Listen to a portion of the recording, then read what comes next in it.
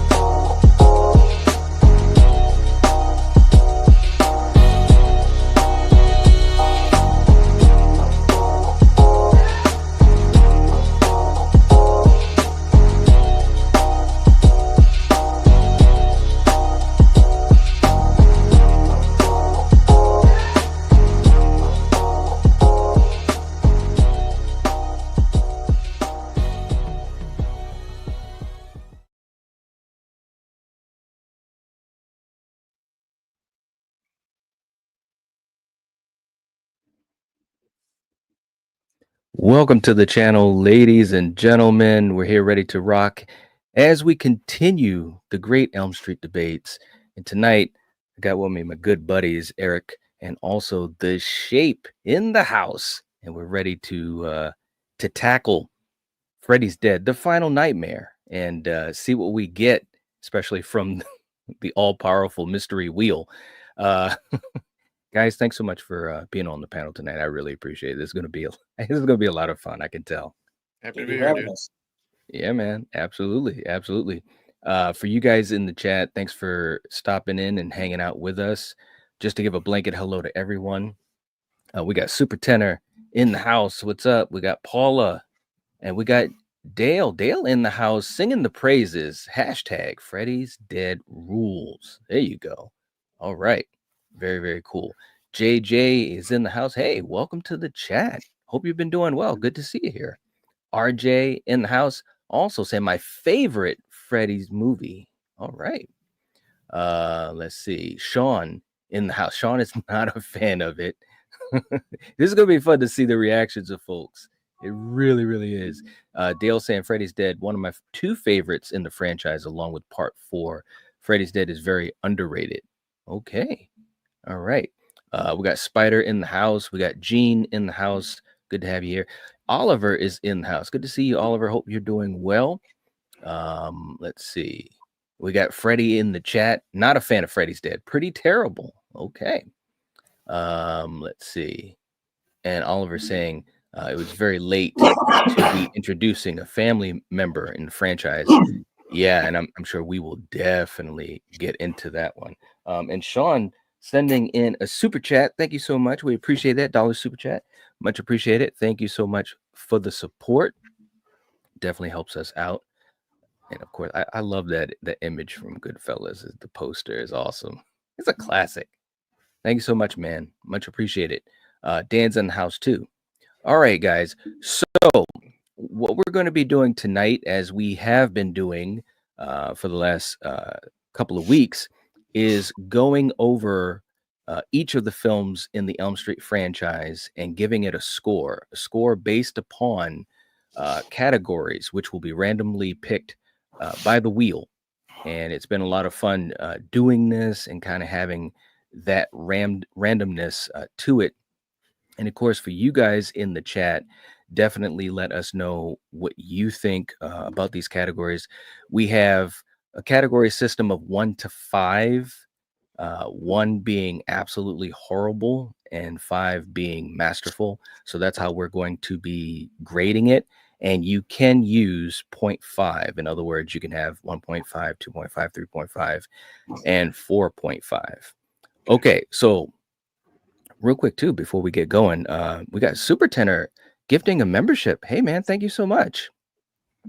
Really appreciate that, brother. Seriously. I don't see in the chat who it went to. Eric, do you happen to see who that went to? Dan? Okay, it went to Dan. Okay, well, hey Dan, welcome to the inner circle, and we will be having another members watch party this Thursday. Last week was last week was a lot of fun, And so we're going to be doing that again. But let's talk about what the categories are, the possible categories for tonight. And what's what's up, Strange Monkey? Strange Hey, Monkey's in monkey. the house. What's up, man? Good to see you. All right, so these are the possible categories that we will be talking about tonight. So we have possibly the directing, Freddy Krueger himself, the kills in the film, the story, and we also have two talking points that will not be scored. If the wheel chooses them, we've got the best scene and also the worst scene. Another one of the possible categories is the final girl, the characters, the dreamscape, Freddy Krueger's makeup, of course, the cinematography, the mythology, the atmosphere, and the it factor. So what we're going to be doing is we're going to be spinning the wheel. We're only going to score 10 possible categories. So if you've never been a part of our Great Debate series, which we went through the whole Halloween franchise, and we're about 85% through Elm Street now, this is how we're going to eventually rank the franchise based upon the scores of each film, which really makes it very interesting, in my opinion. Okay, so let's get ready to pull up the wheel and we're going to spin this thing, Eric. We're going to have Okay. you start the talking point off. And here we have the wheel. All right. And let's see what we get. Here we go.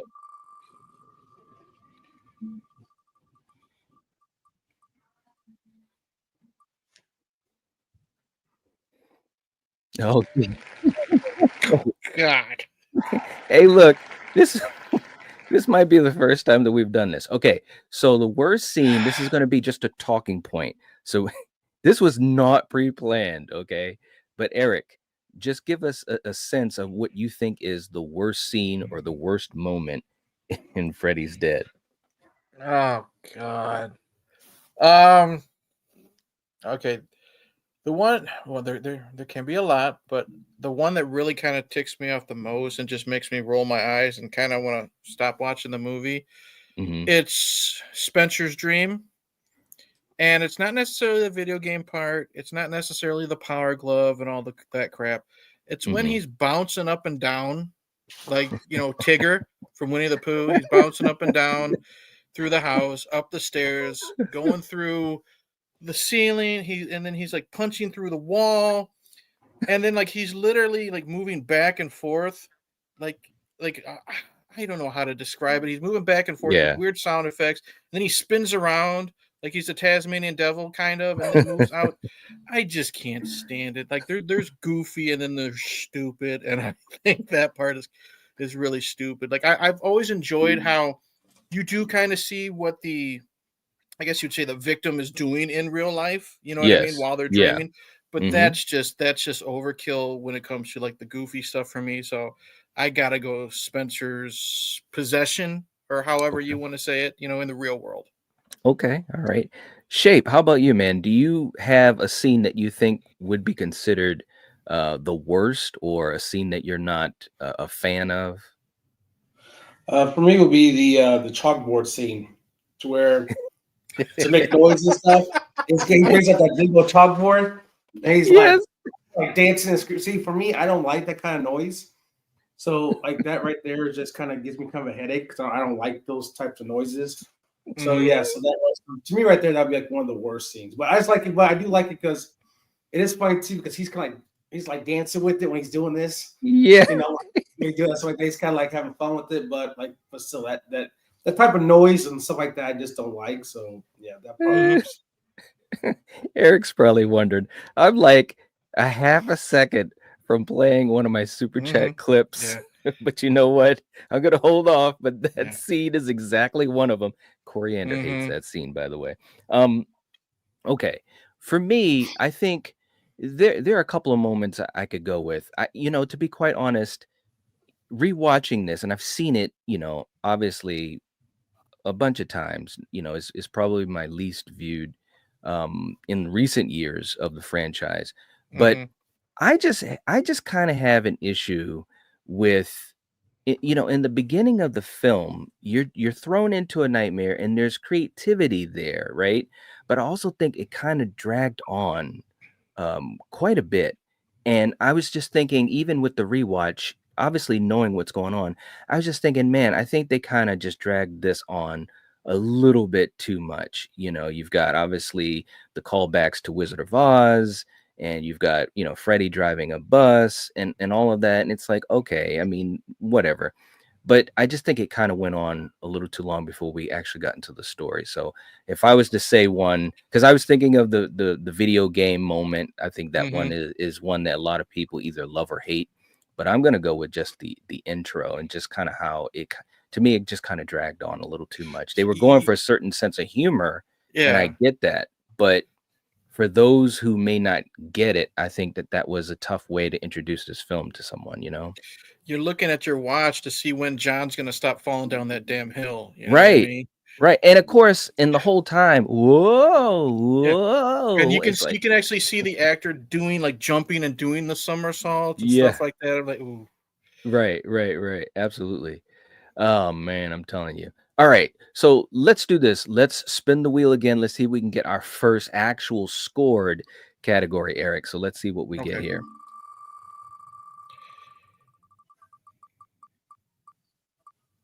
Aha, well, this will be interesting. Wow, from one extreme to another. Okay. We're talking about the it factor. The it factor is the overall entertainment of the film, the enjoyment that you have with it. It's also things like rewatchability. Eric, when you think about Freddy's Dead, what do you think about the it factor and what's the score that you want to give it? Hmm. Now, I've been known to really like a lot of goofy horror movies, Mhm. and like I'm wearing a Phantom Prowler, Dream Child shirt, so Yeah. I like my goofiness in this franchise too. I'm actually gonna give it a 3.5. Ooh, okay. Some All right. goofiness aside, like the Spencer when he's like in reality stuff, there is, in Mhm. my opinion, there is some rewatchability. If you're in the right mood for a goofy, schlocky horror movie, and we all enjoy that type of stuff, That's right. this is probably the one I've watched the most, like including childhood, because I was introduced to it through Dream Child and then Freddy's Dead. So I probably watched this one the most. Mhm. Um, it's, in my opinion, it's far from awful. Its problems notwithstanding, I said there are times when I can actually, snicker, laugh, have fun with it. Mhm. And there'll be times when if I'm in the mood for a goofy, schlocky movie of a franchise, I'll probably pick this one. So it's probably definitely has its problems, but I think a 3.5 would be fair for me. Okay. Wow. All right. Shape, how about you, man? What do you think about the it factor? Well, for me, like I said, this is when I got into the horror film. Of course, Halloween was like the first one I've seen, so of course I got more with Michael Myers and everything else. But when it comes to this one, this was the first one I've seen out of all the Freddy movies. Because Mhm. as me still being a kid, like, I do get kind of scared and stuff. My mom's like, "Hey, if you want to watch one of Nightmare on Elm Street, why don't you watch this one before you watch the other ones? This one Mhm. here is not really that scary, and you might enjoy this more than you would the other ones at the time." Mhm. So this is the first Mhm. one I watched. Of course, I actually enjoyed it. It was a lot funny, and I mean, you could tell that this one is a more comedic one and more Right. lighthearted than the other previous ones. Mhm. So, but again, like this, like again, like my own, like that special place in my heart, I'll give it a 4.5, just because Oh wow, this is Whoa. good like for you. like so this is the first one I've seen. So like I said, this is what got this one here got me started to the Downright Elm Street films and watching Mhm. those everything else. So yeah, so this one always has a special place in my heart, just like Resurrection for me. Like I said, I love Resurrection. So like I said, this Mhm. is like on par with that one there. So yeah, I'll get a Okay. 5.5. All right. Well, for me, listen, and to give the perspective, because Shape, this was the first film you had seen in the franchise. This was obviously for me, this was the sixth film. So I was on the train from the get-go. And let me Okay. just tell you guys, I was ready to jump the hell off this train. This movie is a wreck. It is a wreck. Hmm. Here's the thing. And if you've never seen Never Sleep Again, the Nightmare documentary, you've got to watch that. If you're an Elm Mhm. Street fan, if you're a horror fan, if you're a slasher fan, it's a great documentary. Maybe only bested by Crystal Lake Memories. Maybe. But both are great documentaries. But at this point in the franchise, they were caught between a rock and a hard place. They wanted to kind of lean into Robert's charisma. And you got to remember at the time, Freddy's Nightmares was on TV. So Mhm. Freddy was everywhere, bro. For better or for worse. All that aside, just looking at the movie and what I thought of it, I just think that they leaned way too much into kind of like what you said, Eric, or the term you used, like a goofy type of Mm. comedy in the Mhm. movie. Like comedy is one thing, and you could see that kind of rear its head in 4, right, and 5. But this really was a big twist. They were trying to tap into that like Twin Peaks type of vibe and weirdness, and it just didn't work for me. There's some good moments in the film for sure, and I'm sure we're going to get to those if those categories are chosen by the wheel. But for me, overall, the it factor, I'm giving it a 1.5. It Ooh. just this listen, I'm telling you, even rewatching it Wow. and just kind of just watching it and just saying, hey, let's just see what we get. I just like, come on, guys.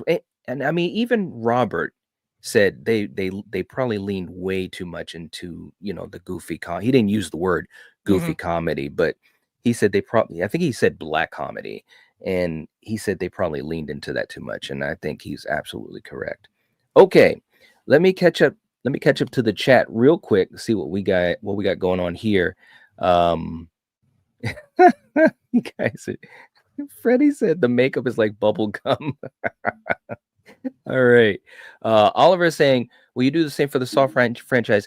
Oliver, that is an idea I have. We're gonna see. Saw is really it is tough, man. People aren't really big talking about Saw, which really boggles my mind. I don't know if you Mhm. saw my Why You Hate episode for Saw 3. If you haven't, Oliver, check that out. I just dropped that last week. But that's the plan, hopefully. Hopefully. Let's see. Devin's in the chat. What's up? Shout out to Cody, absolutely, no doubt. Critic Chris is in the house. Carlos' death was lame but effective. Yeah, that was definitely a standout, I think. No doubt about that. Health and Fitness with Nick. Freddy's Dead is a dumb movie, but I love it. There you go. Let's see. Dale saying Spencer's death is probably my favorite kill. It had some moments in the entire franchise. Wow. Wow. Hey. It really, that's wow.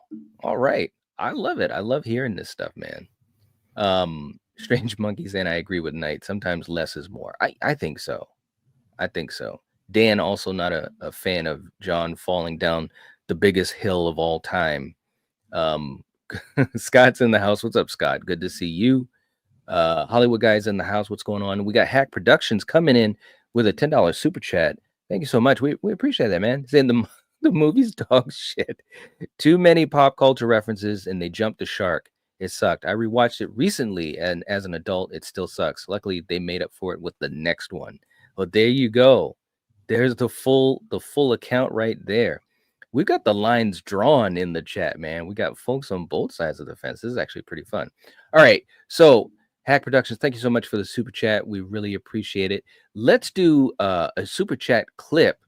And, Eric, sometimes when you have issues going on, you need somebody to pick you up. And this might be the guy that can help you do it. Throw me a bone. I said, lawnmower man, get up off of my lawn. There you go, man. Yeah. Lawnmower man. All right. Horror Cat Dad's in the house. What's up, bro? Good to see you too, man. Shaking his head. Just to let you guys know, I'm gonna try to get to as many comments as I can. We won't get to them all. Obviously, if you do send in the super chat, I'll make sure we get to your comment or question. It's tough, but the super chats do light up. Critic Chris saying Dream Master is my top favorite, just above Dream Warriors. There you go. And we got Rachel in the house. What's up, Rachel? Saying the It Factor Rachel. is a 1. This film is bad. I erased most of it from my brain. Oh God. Oh no. Freddie Fazbear saying the It Factor is a 0. Wow. Wow. Wow. We're hitting hard here, man. All right, I so guess. let's go to our next category. Shape, you're gonna lead this one off for us. Let's see what we get. I knew this was going to be an interesting one to talk about. I knew it.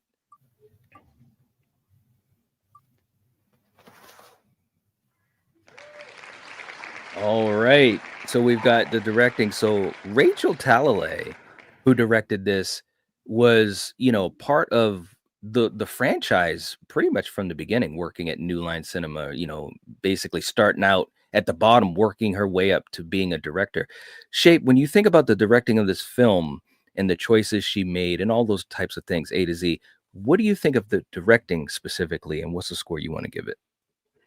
I mean, the directing is fine. I mean, she could have, if she's been with the franchise for as long as she has, she could have, went, more of that Freddy type, more darkness and stuff. You know how Freddy actually was. But then when they go to again with a more lighthearted, more comedy, bringing like the funniness of Freddy into this, I mean, she could have probably toned that back down just a little bit, not just kind of over the top. But I mean, she has some great choices. I mean, some of the kills are some of the kills are all right in this one. But I mean, overall, like the way she kind of started doing stuff and kind of again giving more of that comedy feel to it instead of being like a horror film. I mean, comedy and horror can go together. Yes, it can, but sometimes it can't. And if you're forcing more comedy than horror, then you kind of lose the aspect. I mean, like American Wolf of London. I mean, yeah, comedy, but you also had horror, but it really blended very, very well. Yeah. Like I said, with this one here, it was way too much comedy, not really much horror. Because I mean, even the kills and stuff were kind of like, okay, like it wasn't like, oh my god, oh crap, it wasn't like that in this one. So for the directing, I'll give directing a 2. A 2. Okay. All right. Eric, how about you, man? I'll give her 2.5. It's right down the road, right middle for me. Like there are some stuff that I think that's pretty neat. Like when we get the little flashbacks to like Freddy's past, it has like a dreamscape look to it. You know what I mean? So there are certain parts of this movie that look nice. The problem is she needed to tone down the goofy shit. You know what I mean? Now her hands were probably kind of tied because I know when Freddy started becoming MTV Freddy, like I call him, I know for a fact Bob Shea was like, "This is gonna bring in the money." You know what I mean? And this is what the fans want because Freddy was a celebrity. He had not 1-900 numbers and yes, shit he like did. that. You know what I mean? So I'm sure a lot of it she had her hands tied with, but then again, you're also judged by your final product. Yeah. So I think her directing is decent with what she was given. She got some decent performances out of everybody, aside from Yaphet. Yaphet's always gold. You know what I mean? Right. Yeah. But I think she's middle of the road, 2.5. Okay. All right. For me, I think that, her vision of it was to really lean into the dark humor, which I mean, was kind of there with Freddy from the beginning. It's funny if you kind of look at the evolution, of the quips and the little wisecracks and kind of attacking these victims at their most vulnerable and kind of exploiting that. So that dark humor, that dark comedy was already there, and she just kind of, just opened the door fully on it, and that was perceived as the right way to go. So I agree with you as far as that aspect of New Line, and especially Bob Shea just saying, look, let's kind of keep, because if you watch Freddy's Dead and you watch like some of the segments that he was a part of in Freddy's Nightmares, it's virtually the same thing. It's got that, that showman type of vibe going on. And it's like, I think that with Freddy, you're damned if you do, damned if you don't, because you have to let Robert cook. So to, he became a celebrity. Freddy became a celebrity, like you said, all of that being said, I think there were some interesting choices. I appreciate her trying to be creative. So I agree with you, Eric. I'm gonna go with a 2.5. I'm gonna go with the 2.5 right down the middle. I appreciate them trying to do at that point, man. It's the sixth film, and you're trying to do something different and still give the fans what is popular with the character at the time, and that Right. was what was popular. Maybe like you said, lean too much into the comedy, but yeah. Okay, real quick in the chat, we got Dale coming in with a super chat. Thank you so much, Dale. Much appreciated. Saying the intro is the first time we see Freddy in the Springwood dreamscape without another person present. Once John is outside the barrier of Springwood. Yeah, I think that again, I think that the opening, kind of like that nightmare within a nightmare within a nightmare thing, was interesting. I just think that they either one of two things. They went too long with it, and two, there were some goofy moments. Obviously, the Wicked Witch reference, John falling down the hill for 8 minutes. It's like, okay, guys, let's kind of keep going. But I do agree it was creative. There was a creative aspect to it. So, Dale, thank you so much for the super chat. We really appreciate that. Let's do a quick clip here. And, Eric, sometimes even when you're needing your privacy, some things get out. It might sound like this. The journey is usually the part that you remember anyways. And you know what? What was that? Okay, there we go. Wow. Hey, sometimes it happens, bro. We got Troy. We got Troy in the house saying the it factor was 2. All right. We got Chuck in the house. What's up, Chuck? Freddie saying y'all are being too generous. Oh no, gosh. Dan saying I'm gonna give it a low 2. I have good memories of seeing it at the time. I liked it over 5. Okay. I did like the meta factor of it, showing the lines from Freddie's song throughout hidden places. All right. Let's see. Old School's in the house. What's up? Good to see you.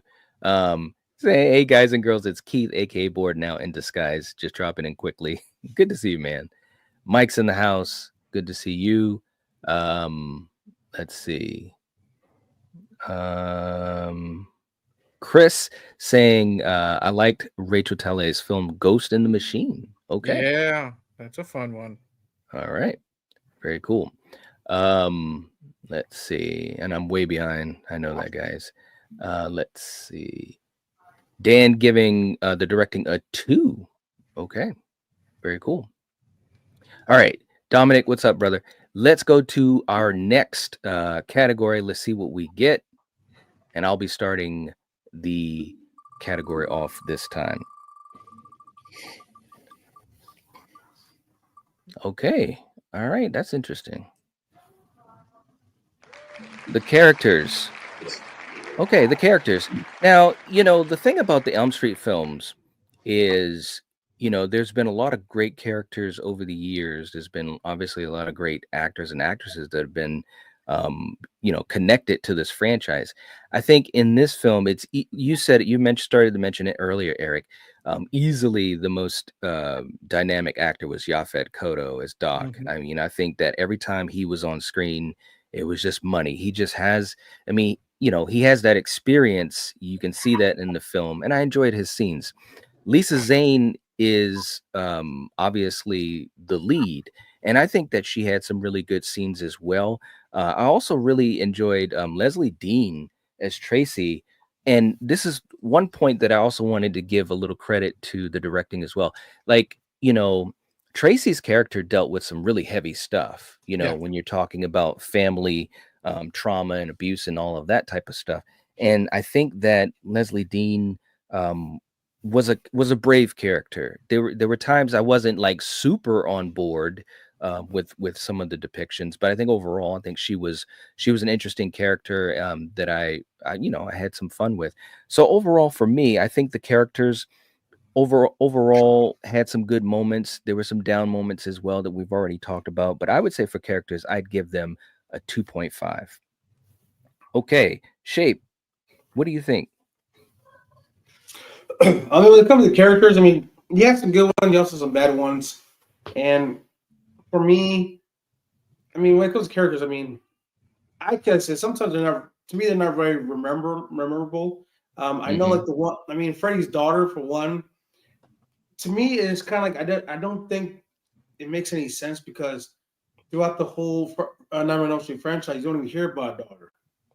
Right. You know, not even the first one. You know what I mean? So all of a sudden, he had a daughter out of nowhere. It came out of nowhere. To me, it's like that was kind of like I don't know why they kind of put that in there because again, she wasn't really mentioned throughout the whole series until now. Yeah. Yep. So that's to me. Like I said, I think she was kind of like added into like, hey, we don't want to give Freddie some more depth, I guess, and just get hey, let's throw a daughter with him for him. So I mean, overall, character wise, I'm gonna give a 2.5 for the characters because again, they're not very memorable. You know what I mean? So like I said, I mean, again, it's fun to watch. Don't get me wrong, but the characters Mm-hmm. just not very, in my opinion, they're not very interesting. In my opinion. Okay. All right. Eric, how about you? What do you think about the characters? Oh, this is tough because Yaphet Kotto can only do so much. You know what I mean? Right. Right. That's what I was Um, thinking too. I'm gonna give it a 3. I'm gonna give it a 3 Okay. because Yaphet's that good. I do like Lisa Zane overall. I think she gives a pretty strong performance. Lizzie Mm-hmm. Dean as Tracy with the trauma stuff is really good, but there are times when I'm just like, ooh, Mm-hmm. you should have done a second or third take on that delivery. Yes. Yep. Uh, Carlos and Spencer they're fine. They Yep. don't really do anything. They're fine, for a little chuckle here and there. Mm-hmm. John is fine. The reason why, even with Yaphet, I got dinging a little bit. Is like some of these side characters, like when they're in Springwood and they're going full Twin Peaks, like they say in the movie, Roseanne Mm-hmm. and Tom Arnold can't do it. The crazy teacher and the lady at the orphanage can't do it. Like I know what they're trying to go for, but it just Right. I didn't care with those performances type of thing. Yeah. So I'm just gonna give it 3 mainly for the strong performance of Yaphet. If it wasn't for Yaphet, it'd probably be like a 2 or 2.5, but I'm gonna go 3. Okay. All right. Real quick too in the chat, Hack Productions saying gotta run. I'm showing my kids Spider-Man 2 tonight, so I gotta have some daddy time tonight. Y'all rock. Thank you so much. Much appreciated. You guys enjoy Spider-Man 2. It's a classic. It's a classic.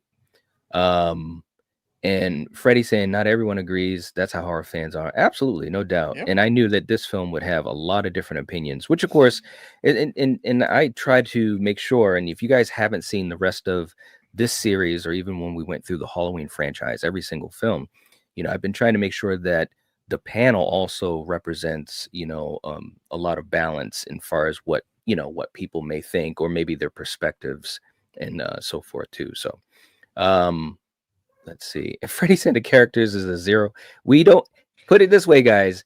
There's nothing under a 1, so that when I can calculate this, it'll be easy. So it's 1 to 5. Critic Chris saying loved Yaphet, Lisa, Mhm. and Leslie. Yeah, I agree.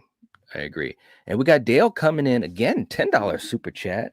All right, Dale's not playing tonight. Thank you so much, seriously, for the support. We appreciate that. It helps us to do an entire series like this, movie after movie, week after week.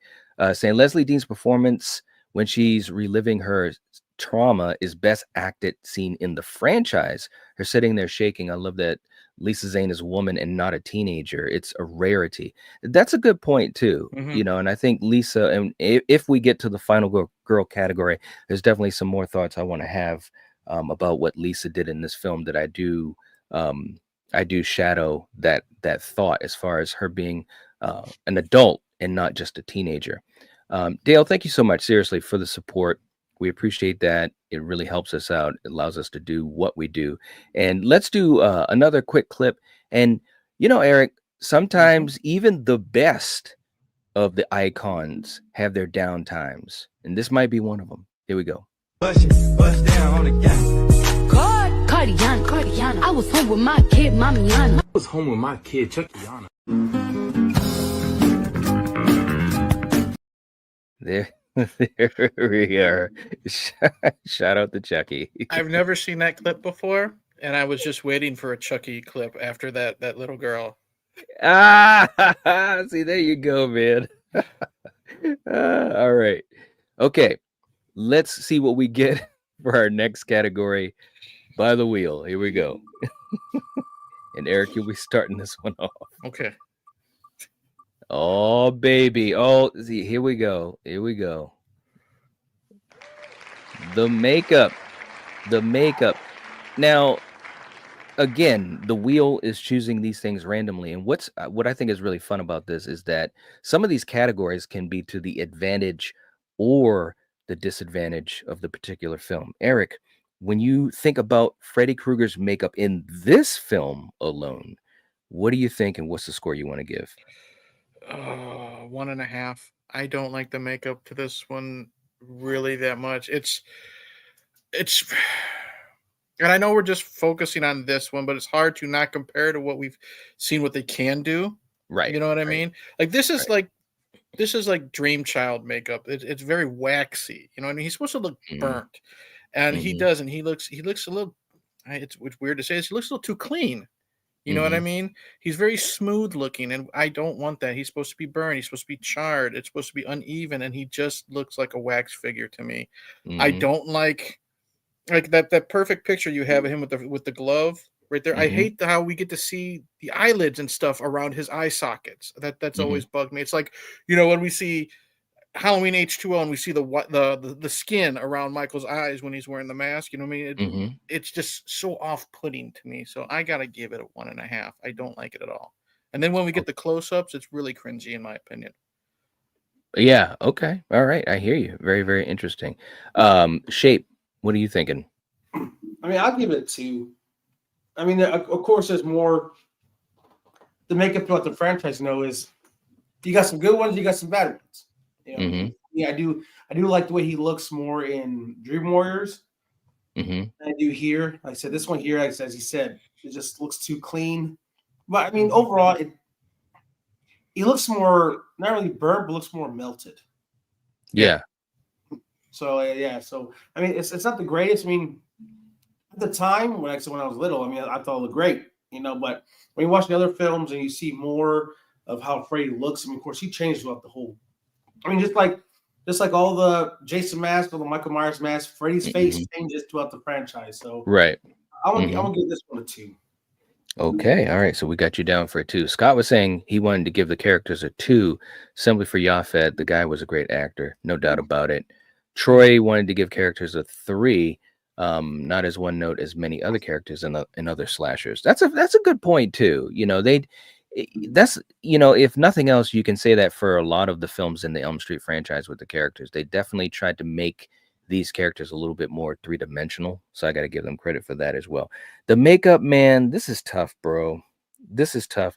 This is to me, um, it's just not good. And even as a content creator, when you talk about images through the movie, and you can really get a chance to really look at what the makeup is, there's a couple of scenes that it looks okay, like the scene right in the beginning that I think Dale was referencing when John goes through the barrier and Freddy goes up to it and says, be a good doggy and fetch. He looks okay there, you know what I'm saying? Mm. But there's so many more scenes where I agree it looks melted. We know that at that point, Robert was not a fan of being in the makeup chair for 6 or 8 hours. And so they were trying to also find a way to do the makeup a lot quicker. And you can tell. And like you said, Shape, it changed from movie to movie. I mean, only, um, 3 and 4 was there a really sense of continuity in his look, but all the other versions looked a lot different. And to me, this is one of the lesser ones. I gotta go with a 1.5 on this. I just don't like the makeup whatsoever. It just doesn't look good at all. All right. Let's see, real quick in the chat, catching up with these guys. Scott saying the makeup is terrible, looks like a rubber mask. He's going with a 1. Okay. All right. Um, Chris saying, I agree, the makeup looks like chewed up bubble gum. Mm. Scott saying the Dream Child makeup looks better than this. Absolutely. I totally agree with that. I agree with that. Paul is going with a 5. A 5. Wow. Okay. Man, we got it all over the place here. Wow. David stopping in. What's going on, man? Hope you're doing well. Thank you for stopping by. Let's see. Okay. All right, let's see what we get for our next category. All right.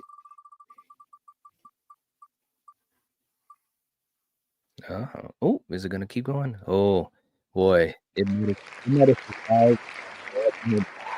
All right. Cinematography. Shape, let's have you start off with it. What do you think about the cinematography in this film? And what's the score you want to give it? I mean, cinematography is pretty decent. You know what I mean? With the whole look and everything else. I mean, you still get the feel of the dream world and everything else, how everything goes. I mean, kind of, it still feels like an Elm Street film. Mm-hmm. You know what I mean? Even with all the dream sequences that there is, I mean, it still has the same atmosphere as like the other films have. You know what I mean? Yeah. So not like that never really changes much when it comes to dream world. They always keep that same continuity. So Mm-hmm. for me, for cinematography, I'll give it a 4. A 4. Okay. All right. Eric, how about you, man? What do you think? Yeah, I'll go 3.5. I think it's like I said it earlier with directing. A lot of this looks good. You know, it Mm-hmm. really does. When you sit down and like we do with categories, break it down. A lot of it looks really good. You feel like you're in a dream when you're supposed to a lot of the times. You know what I Mm-hmm. mean? And just a lot of those shots at night. Like I really like the scene where the house, when they go into the abandoned house and it changes Yeah. into Nancy's house. Mm-hmm. That looks cool. That you have that feel of nighttime outside. So I think it's pretty decent overall. Okay. All right. And what you said you're going with? What was your score? I'll do a 3.5. 3.5. Okay. For me, I will say, at least so far, I think this might be one of its strongest categories. I do think that there were some really good shots in the film. As much as I thought that the beginning kind of dragged on a lot, I did kind of enjoy the scenes, as the house is falling or John is falling and stuff like that. Some interesting stuff, camera angles. I do think some of the, like you said, the sets, like Nancy's house, I thought was pretty interesting. And I'm sure, well, we'll see if we get to it. But Carlos's scene, I think it's funny, man. And again, this is not that category, but just to touch upon it, cinematography wise, there's scenes in Carlos's nightmare that work so well, and then Mm-hmm. there's other stuff that really irritates the shit out of me, right? But cinematography wise, I think that there's a lot of good stuff in it. So I'm actually gonna go. I'm actually gonna go with a I'll go with a 3. I'll go with a 3. I think they did a pretty good job with it overall. Okay, all right. Real quick too in the chat, to catch up with these guys. Let's see. We got Troy coming in with a super chat. Thank you so much, brother. We appreciate you. $5 super chat saying the makeup is a 1. Mentioned it before, and you used the perfect still. He looks like a geriatric with his dentures out. The, Oh. the worst in the series. Yeah, I just think that, and here's the thing. There are scenes in the film where he looks okay. Like I Mhm. said, that scene where he's looking through the barrier when John goes through the barrier and he says, "Go fetch." Like he looks okay. Like I almost used that still. But I wanted a more close up of his face. The scene with the power glove, I just think that the way Robert is hamming it up, it does no favors to the makeup. You know what I'm saying? Like the way that the makeup is, Mhm. he would have been better off doing a lot more scowling, an angry expression rather than smiles and winks and nods to Well, me. I think it just also depends, in my opinion, how close up the camera is, because you said with like True. scowls and stuff like that during the finale when Lisa Zane's putting on the glove, he's scowling there, but we're kind of close up on his face, and Yeah. he still looks like a melted wax figure. You know what I Yeah. mean? So it Yeah. also just, I think, less is more, or hiding the imperfections. Like if the camera's Shadows. far, if the camera's far away, because we're not very close when he says play fetch. Yeah. There's a little bit of distance and a little bit of darkness on screen. In that Hmm. finale, they're in full light when they're in the warehouse. You know what I mean? Yeah, So man. You can see everything, man. Yeah, absolutely. Troy, thank you so much for the super chat. We really appreciate it.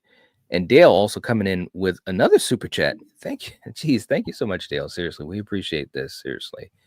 Saying, I think Freddy's worst makeup is Freddy versus Jason. Ooh, I hate that one. Freddy's Dead is near the bottom, but still over Dream Child. I still love it. Okay, now so that's interesting. hmm. So So it would be Freddy's Dead, then Dream Child, and then Freddy versus Jason for the makeup look. That's pretty interesting, man. I got to think about that. I didn't think his makeup in Freddy versus Jason was bad. I I thought he really, looked decent in that one. yeah, I thought it was what they were trying to return to form with his Mhm. makeup, you know. And I also loved Demon Yeah, Freddy. Like, I dug the hell out of Demon Freddy, dude. man, I As much wish as I they, like to crap on that movie, Demon Freddy looked badass. yeah, yeah, he just looked so he looked scary, you know, Mhm. and that was great. Um, but yeah, I think Dream Child, I don't think the makeup was great in Dream Child, but I still think it's better than this, man. I mean, they're close, but I still think it's better than this. But Dale, thank you so much for the super chat.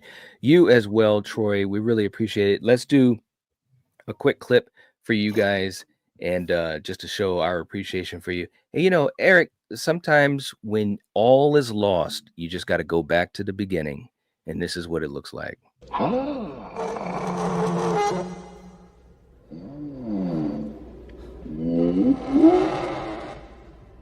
What?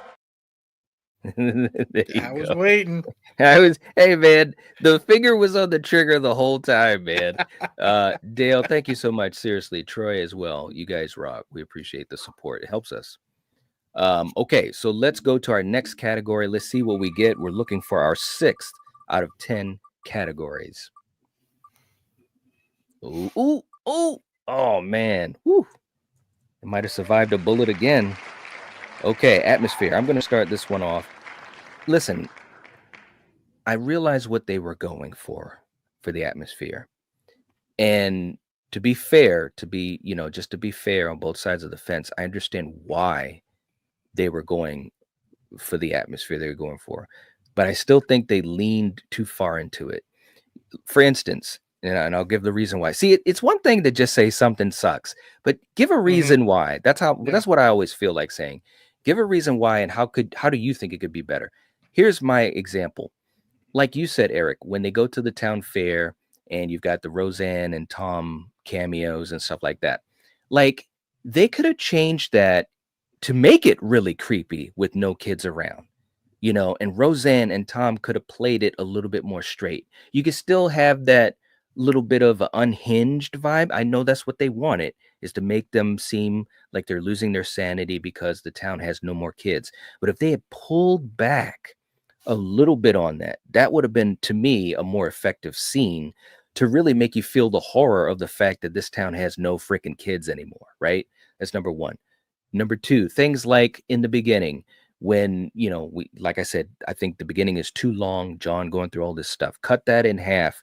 When he first comes upon Freddy, instead of getting hit by the bus and Freddy's like, you know, no screaming while the bus is in motion, let John get into the bus, let it be a normal looking guy. John sits down, then all of a sudden you see Freddy. You know what I'm saying? You know, that would have been more effective by far, in my opinion. You know, very similar to like in Freddy's Revenge. That bus scene in Freddy's Revenge, I think that's still really effective. Mhm. You know, and you barely see Freddy and he doesn't say a word.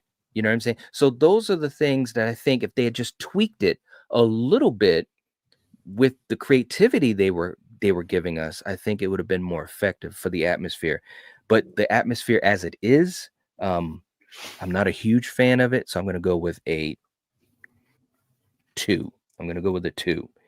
Eric, how about you, man? It's bad. Like they're trying to be weird and Mhm, mysterious, but it just comes off like let's talk about the adults. Like I said, you know, the Twin Peaks mhm, part of the movie. Instead of being kind of weird and mysterious, it just kind of comes off stupid, in my opinion. You know what I mhm, mean? mhm. When we're supposed to be, you're supposed to feel uneven. Like what's going on? What's happened to him? Because if John's the only teenager left in Springwood, I think there'd be a lot more depression and stuff like that. Maybe see, I hate to say, but maybe see some of these parents fall into drugs and alcoholism instead of having Yeah, the one guy on the bumper car spinning around in a circle. You know what I right. mean? With the music too. Yeah, Yeah, it was yeah, just too hokey. Then you have like the yeah. carny there smoking a cigarette. I'm like, that doesn't work for me. Okay, that like there's losing your child, and then there's Right, this. You know what I mean? right. But then when we go to the goofy stuff, now Freddy's, like we said, he's been goofy and it's been ranking, going up since part 3 all the way to now. Yep. There's no balance. You know what I mean? It's Mhm. either Spencer bumping up, jumping up and down, or Freddy with the chalkboard, or John with the parachute and the Wile E. Coyote spikes. You know what I mean? Yes. There's Oh no my God. now there's Yes. no evenness. Like when we get to the finale and the backstory, that's the creepiness and weird stuff I want. And I'll say that if we Yep. get to the mythology, that's why it has a 2. If it Mhm. wasn't for that, I'd give it a 1. Mhm. So because of all the stuff I said before, it's definite 2. It Okay. drags the movie down for me. Okay. All right. Shape. How about you, man? Yeah, I'm gonna give it a 2 as well. I mean, like I said, you guys said it pretty much on point, especially like the town and stuff. I mean, like when I saw Roseanne there, I'm thinking, oh, we're going. It felt like a scene from Roseanne. Yeah. Yeah. Yeah. Mhm. It didn't really feel like I said not she filmed because once she came in there, I was like, hey, where's Dan Connor at? Where are the other people at? You know what I mean? So that's what I kind of felt when I saw that scene is with that and how the way she was acting and stuff, like a little bit way over the top. But I mean, like I said, as you guys said, each scene there's a little bit too much, and stuff that could have been more if they would Mhm. like backtrack some of the other scenes they did. So yeah, so I'll go and give it a 2. Okay. All right. We're going with a 2. Real quick, too, in the chat, Dale also coming in with another super chat. Thank you so much. Saying, and this is actually a interesting comment, saying, I think the Freddy's Dead makeup lets more Robert Englund shine through, which was refreshing 6 movies in. Now, I got to admit, that's really an interesting way to look at it because there's probably some truth to that I can see because how the makeup is so um it's not to me, it's not as transformative as the other ones, right? So, Mhm. I think in that way, maybe it does allow Robert, to kinda shine through more, but at the same time, there's a part of me that's like, I know it's Robert already, and I wanna see Robert, really be this character, Freddy Krueger. So, again, that's an interesting way to look at it.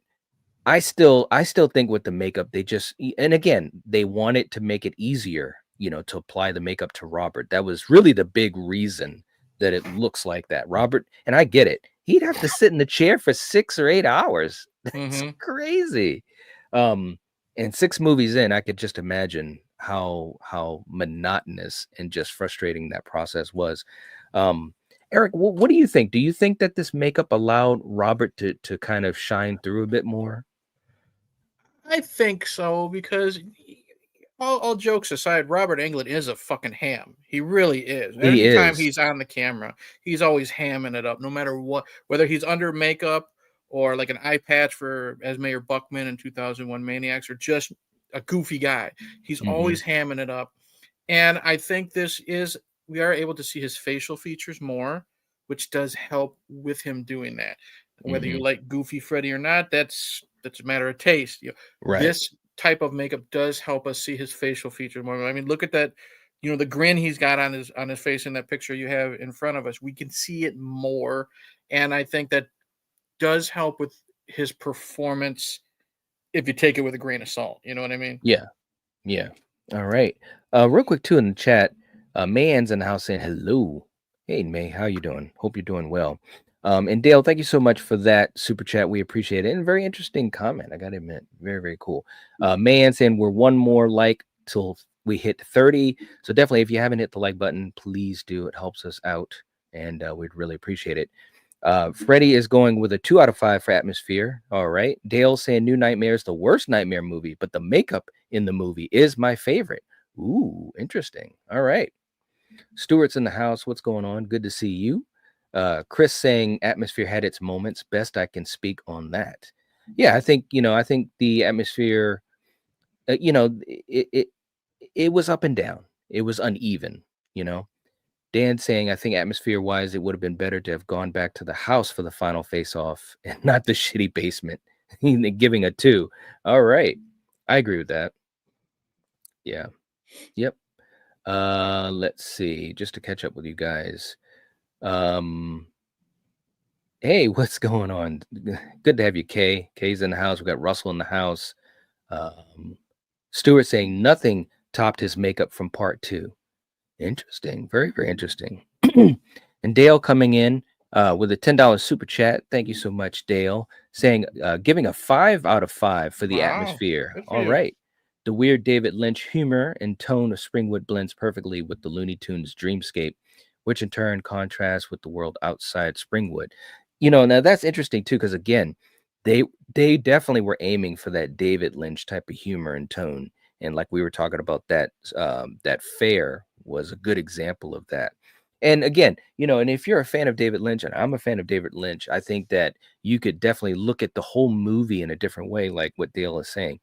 Hmm. I just think if they, like I said, the couple of tweaks I talked about a few minutes ago, I think if they had made a couple of tweaks, this movie easily would overall get higher scores. I think they just leaned a little too heavy into that tone and vibe, because it doesn't marry as well with the heavy stuff. Like when you're talking about Freddy and you're talking about Maggie as a child and stuff like that. Like that's some really heavy stuff going on. Hmm. You have that scene where you see Robert Englund with mommy, and then mommy got into daddy's personal stuff or whatever. Like Hmm. that's some heavy stuff going on. Yeah. But it doesn't, to me, it doesn't parallel well enough with like the fair scene, right? Hmm. So, real quick, Dale, let's do a clip for you to just give you some thanks for this super chat. And Eric, there are times when maybe you're hungry and you just feel like you got to let the world know, and it might look like this.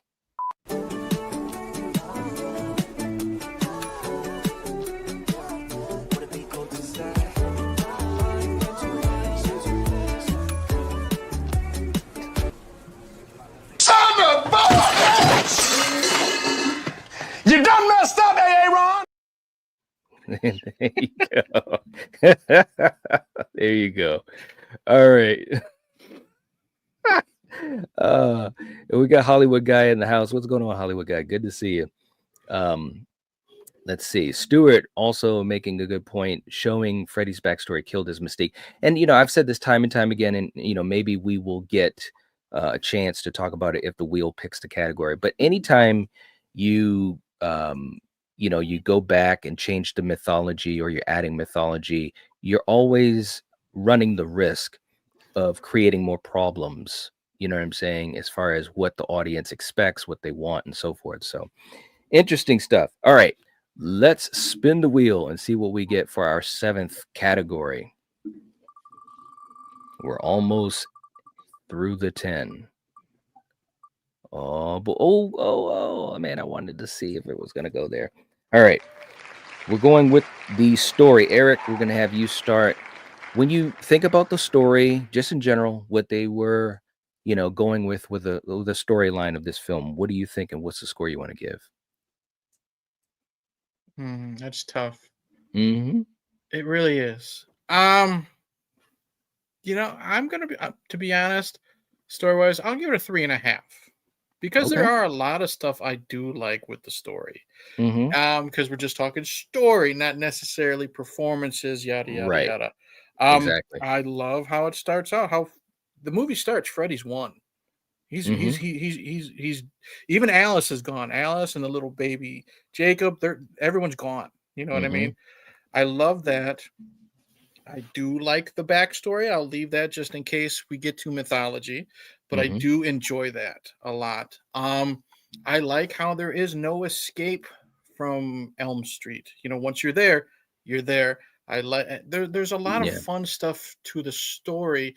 It's just a lot of times the execution isn't the best, but I think I'm going to give it a 3.5 because Okay. there's some really good stuff that you can find if you just dig through it. You know what I mean? Mm-hmm. All right. All right. Shape, how about you, man? What do you think about what they came up for a story? I mean, for the story, I mean, I'll go ahead and I'll give it 3 as well because I mean, there's some good moments of the story, but still, like when it comes to the backstory, in my opinion, it just kind of I don't think it needs to be there. Mm-hmm. The phrase backstory. I mean, they could have done something different, Mm. which I'll probably save like when you go to mythology. I'll probably save that. But yeah, for me, it'll be a 3. Okay. For me, again, I think this might be one of the strongest categories this film could have chosen because there is some creative stuff in there. You've got, Mm-hmm. like you said, Eric, this whole idea of not being able to escape. Freddy won. I mean, I think that's Mm-hmm. something that sometimes go over people's heads. Freddy won. Like Yep. everybody's gone. This kid, as far as how this movie depicts it, this kid John is the last. You know what I'm saying? Like, so Alice, all of them, they're just gone. So that's kind of, again, that's a very dark thing, and I wish maybe we could have leaned a little bit more into that, but it is what it is. But there is creativity.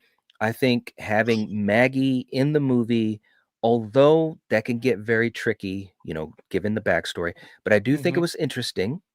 And I think it was interesting how they kind of paralleled things with their study into dreams, like Doc's character, Yaphet Yeah. Kotto's character. So I thought that was kind of cool too.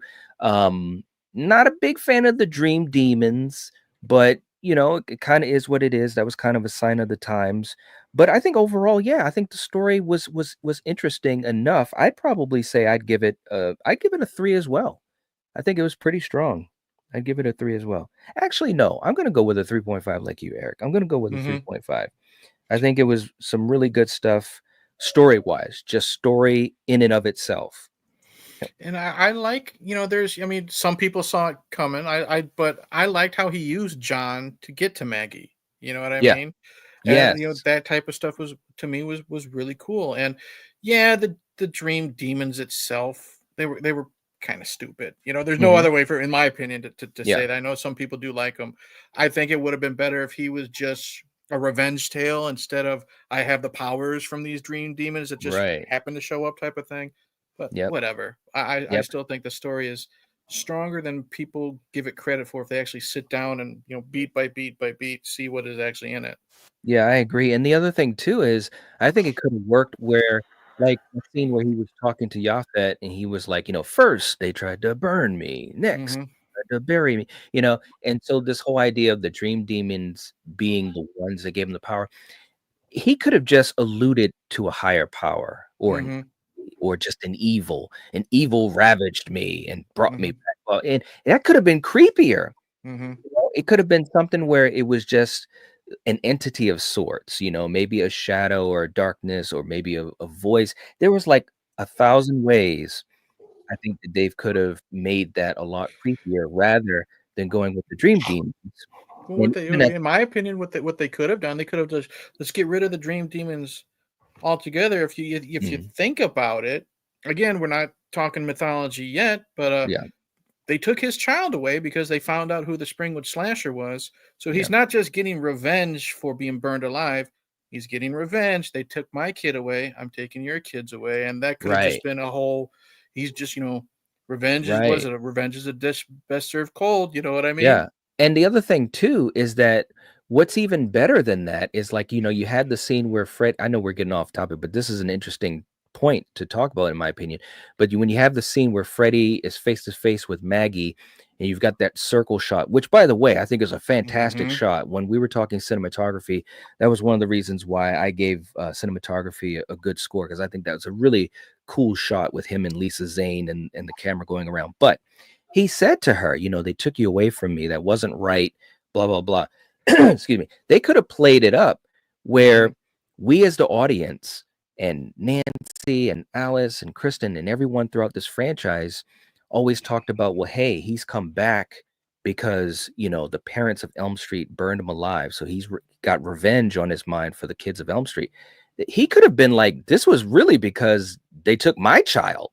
That Mm-hmm. that was the real big point to be made. And it could have, like, again, they're trying to resuscitate the franchise, and this could have been an interesting way to kind of dive a little bit deeper into this backstory that they wanted to force feed us. That could have Mm-hmm. been more interesting to make you say, oh shit, all these years I thought it was about, the revenge against the parents Right. because they burned him, but it was really because his child was taken away, and that Mm-hmm. could have been some really cool moments for Robert as far as an actor, as well as Lisa Zane. You know what I'm Yep. saying? Dealing with that. So, anyways, interesting points, man, when you really think about it.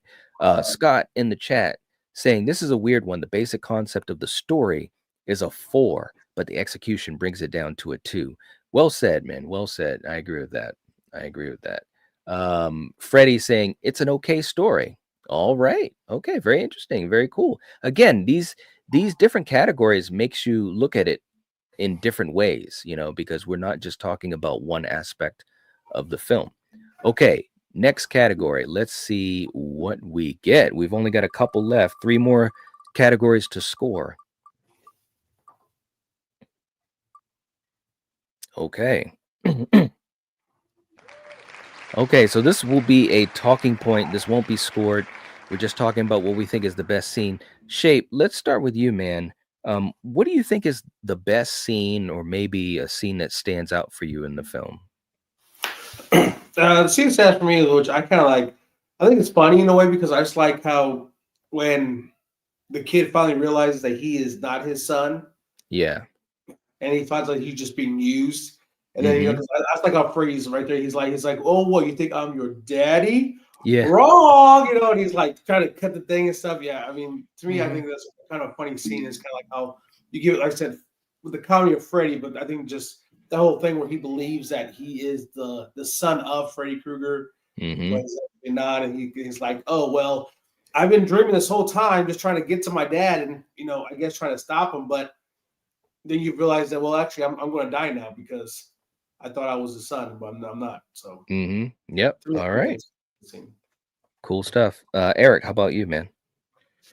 The first thing that popped into my head is, again, we were praising Yaphet. It's the scene where he's prepping Maggie to go into the dream, and he gives her the 3D glasses, and she's like, "What the fuck is this shit?" And he's like, "You want to live?" Like, he cuts her off right there. He helps make this goofy movie serious when it needs to be serious. He's telling her, these don't mean shit here, but they can help you and do whatever you need to do when you're in his world. And just the way he just cuts her off like that, it's like a dad telling their kid, "Hey, shut up and pay attention." You know what I mean? Right. And that's what I like. It's just, again, his presence is so good in this film. That was the first thing that popped into my mind because it's just short, to the point, and we've seen all the stuff with Spencer bouncing around and this and that, and Maggie's seen him bouncing around, in the real world, and this is him saying, "Enough, let's get down to business." And I really like that scene a lot. Yeah, man, I agree.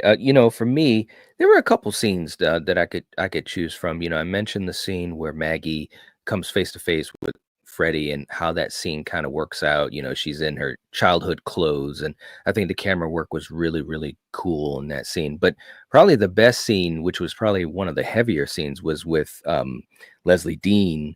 Just the whole idea of what she went through with her father. And I think that, and I think it was mentioned in the chat as well, I think that as a young actress, I think she handled that scene really well. It was very believable. And I remember when I first saw this film, I really felt those moments, and I felt so bad for this character. And it kind of gave what she did as a character, as Tracy, it gave what she did as a character in the beginning of the movie up to that point a little bit more weight. Like, you can see why she's just so standoffish and so intense, and just always kind of pushing people away from her and so forth.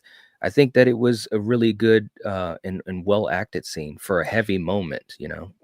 It's really good because we all think John is Freddy's kid, right? Well, there's that one little red herring. Oh, you ever see your father? Every time I close my eyes. Yeah. Okay. Well, see, there was a different meaning. Like, they're like, maybe she's Freddy's kid, but it was actually because of the trauma that happened. Yep.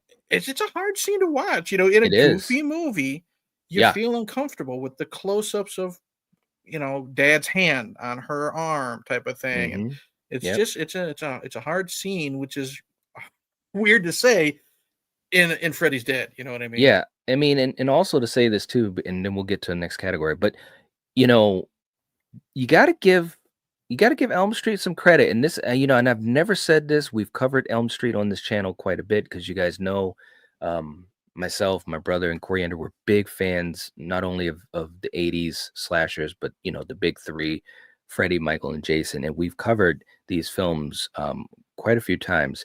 But I've never said this, but you got to give Elm Street credit because they did try to tackle things that were pretty heavy. I mean, you look at 5 when you're talking Yep. about motherhood and abortion. You look at 7 with Heather dealing with her son. That's a very intimate and emotional story arc. You look at 3 with the Dream Warriors and all the things they were dealing with, addiction and Mhm.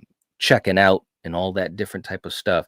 So, and obviously 2, I mean, we all know that they've really tackled some interesting things that most slasher films just didn't at that time and still Mhm. don't. So credit to be given. Credit to be given. I will say that.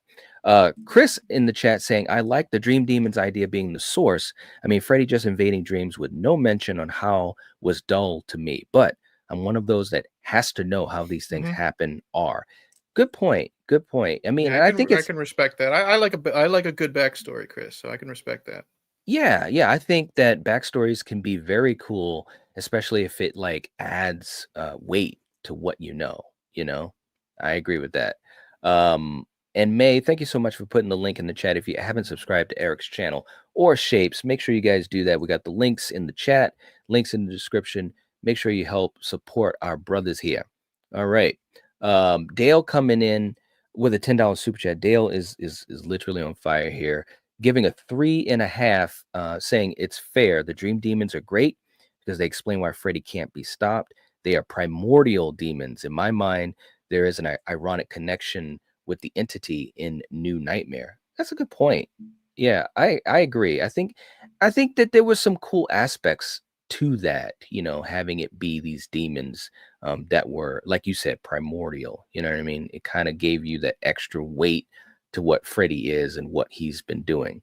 Um, Scott saying, and while it wasn't a scene itself, when they showed a second spiked glove in one of the flashbacks, that was cool too. Yeah, Mhm. that's a good point too. Little things. They had some cool little things in here. And whoa, holy crap. Da- oh man, Wow. Dale's coming in with a $100 super chat. Oh my God. Wow. I Wow, Dale. Seriously, thank you. Jeez. Thank you so much. I couldn't say thank you enough for that. Um, just, to support this channel and the community. Mhm. Um, I I'm absolutely speechless, but thank you so much. Seriously. It means a lot. It helps. Just to be transparent, and I know some of you guys know this because you've been around the channel for a while, but this is the type of stuff that helps with the cost to stream our live streams. It it sucks, because like StreamYard has gone up in price by like 25 bucks. So it's crazy now, what they charge us. But no, this stuff definitely helps out with things like the ability to stream, editing videos, the different softwares, and obviously equipment, Dale. Seriously. So thank you so much Wow. for being able to help support us in this way, which is way beyond generous. Um, and Dale saying, my favorite scene in any Nightmare on Elm Street film is the scene where Freddy talks to Maggie. It's the first and only time Freddy has a conversation with someone he's not trying to kill. Mhm. That is a good point. That is well said. Robert has dialogue in that scene, not just one liners. Freddy is quiet and it's terrifying. That is a good point. And, like I was saying, I thought that scene was so well done, shot well, and it's a good scene for the characters. But that's so true. He's not trying to kill her, you Mhm. know, and usually if he's talking to someone and he's not killing them, he's about to kill them or he's toying with them, you know. That is a great He point. wants her to join, is what it Yeah, is. Because remember at the there's that one scene, she's got the pigtails and stuff, and he's explaining why he did what he did, but at the very end, when she's putting on the glove to take him out, he says, "It's in your blood." You know what I yeah, mean? He's yeah, basically saying, "You're just like me, let's do it together." He's trying to yeah. recruit her. That's how I took it. Yeah, no, I agree. He wants her to understand, why he's done what he's done, Mm-hmm. and he wants her to agree with it and to be a part of it. It's in Mm-hmm. your blood. It's like Yeah. it was some cool stuff with that. I mean, again, they had their moments. Dale, again, thank you so much, seriously. And for you guys in the chat, please show Dale some love. Again, Yeah. folks aren't always able to do things like this. But for those who are able to do it, it makes a difference for the channel and allowing us to stream. And obviously, Eric, Shape, you've been around for a while too. Eric, you've been around really from the beginning to stream, multiple times a week, every single week, day in and day out, year Mm-hmm. after year. It's tough, man, and these things really help to cover that. So thank you, Dale. We got to do a couple super chat clips here, and you guys, again, thank you for showing love to Dale. It's absolutely crazy. It is. But let's do a couple of quick clips. Let's go back in time. We gotta kind of do some old school ones here too. But we're gonna do a couple. But Dale, thank you so much. And Eric, sometimes you just can't let go. And this video lets you know about it.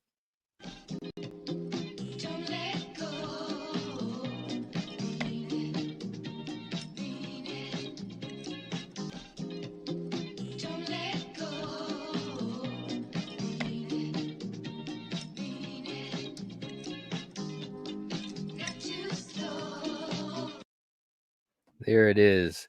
I've always wondered, did Romero just like tell him how to dance, or did he just say, Ed, do your thing? You know what I mean?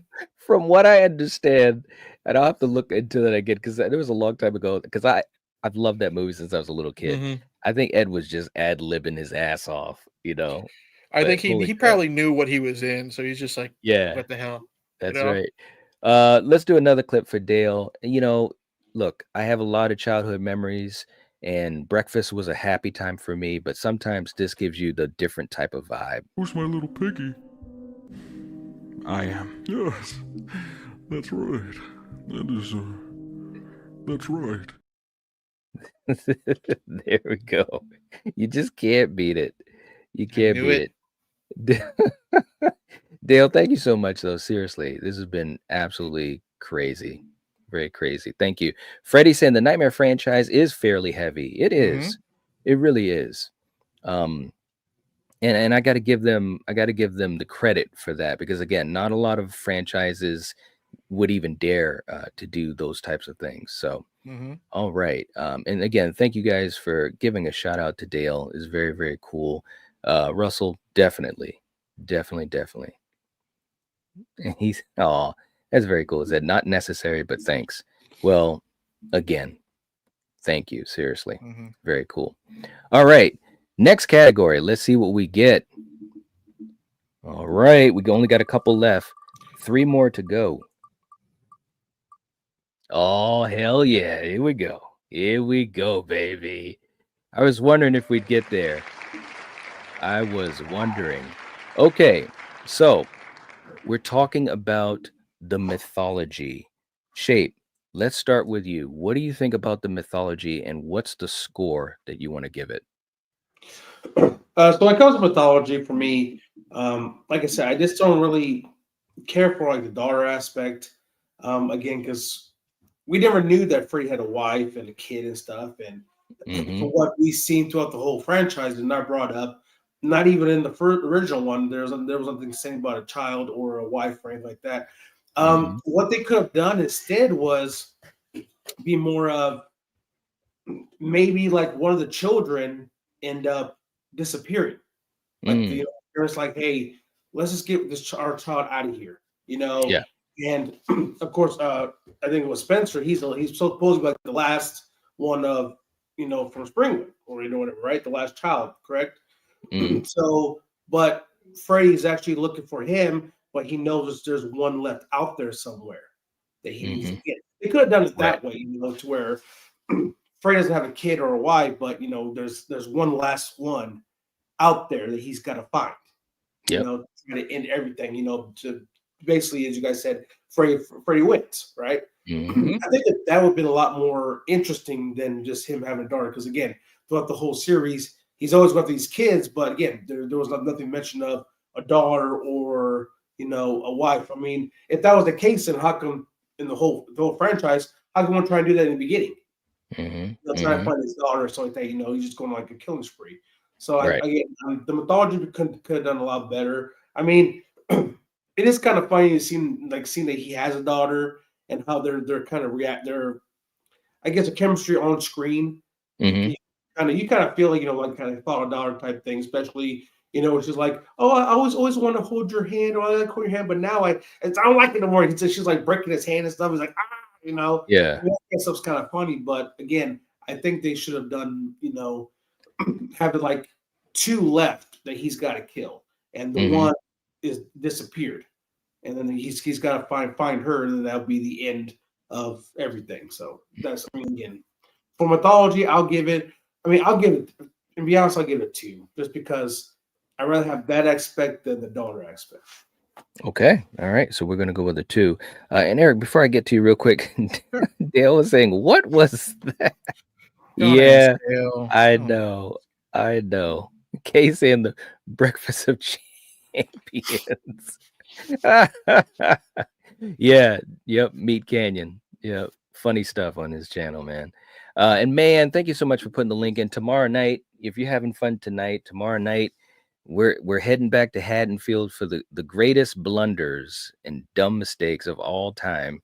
And it's gonna be fun. It's gonna be really interactive. We're gonna have a blast with it. And you're welcome, Dale. Seriously. No doubt. No doubt. Dan coming in with the $2 super chat saying we need an Ed Harris versus Crispin Glover dance off. Yeah, that would be cool, man. I've thought about it. You never know. You never know. We might get that together for you, man. Seriously. Dale saying I'll never look at Tony the Tiger the same. I know. I know. All right. So mythology, Eric, what do you think, and what's the score you want to give it? I've always been a sucker for Freddy's backstory ever since like part 3, when we found out who his mom is, and we get to learn more and more. I'm giving this a 4.5. I really, really like this, Ooh, and here's wow. why. Okay. I can understand, you know, Shape and his feelings towards this mysterious daughter that we've never heard of. I like it because it shows he was a family man. So was John Wayne Gacy. It's just it's your next door neighbor who's doing Yeah. all the sick stuff. You know what I Right. mean? You know, you don't notice until the wife was snooping around, because obviously these murders are happening, and she went into the part of the basement she shouldn't have gone in, and then that Yep. makes Freddy snap. And I like that, but I also like how, again, people can take it or leave it, you know, with the Michael Myers stuff, the abusive home or the mystery stuff. I liked how Rob Zombie explained it. I liked, again, how Freddy was kind of a tragic childhood, you know what I mean? But then he learned how to use that pain to Yeah. ignore it, like the scene with his foster dad, you know, Alice Cooper. Alice I Cooper. Yep. really enjoy that, and like I said, it makes Freddy scarier, in my opinion, if he's like your soccer coach. You know what I Yeah. mean? He's the guy next door doing all these creepy things. You know what I mean? Gacy used to go cheer up kids in a hospital, dressed up like a clown. No one suspected the basement. This is the same thing. You know, Freddy's just the local janitor at the boiler room with a wife and a little girl. You know, it's Leave It to Beaver at his house until you find out what skeletons are in his closet. So I really like this mythology in this movie. 4.5. Oh, okay, well said. For me, I think the mythology it's a roller coaster, because I think there's some interesting aspects to it. Shape, I agree with you, man. Kind of bringing Maggie in, it's it's tough. I think it's more tough for me, being a part of the franchise from the beginning. Now, what they did with her as a character, I thought was decent enough, and I think Lisa, did some really cool things. But it's tough bringing in the daughter. But the other side of it, like you were saying, Eric, showing Freddie as a youngster, dealing with his Alice Cooper. I mean, there's some really interesting stuff, right? Seeing him in class, being picked on, being bullied. Obviously, seeing him as an adult and what he was hiding from his wife and his daughter. Like that was some really interesting stuff. I wish that they could have leaned into the creep factor of it a little bit. You know, those scenes let them play out a little bit longer because they're naturally creepy. But Mm-hmm. overall, for the mythology, I think I'm in between you guys. You know, Shape went with a 2. Eric, you went with a 4.5. I think I'm Mm-hmm. going to go with a 3, purely based on the fact that they were going in a creepy direction, you know, with him having a daughter, Mm-hmm. being bullied, probably being abused, and in more Mm-hmm. ways than one. And, you know, in a way that parallels what we saw right from the beginning, you know, back in 84, you know, as being this child killer.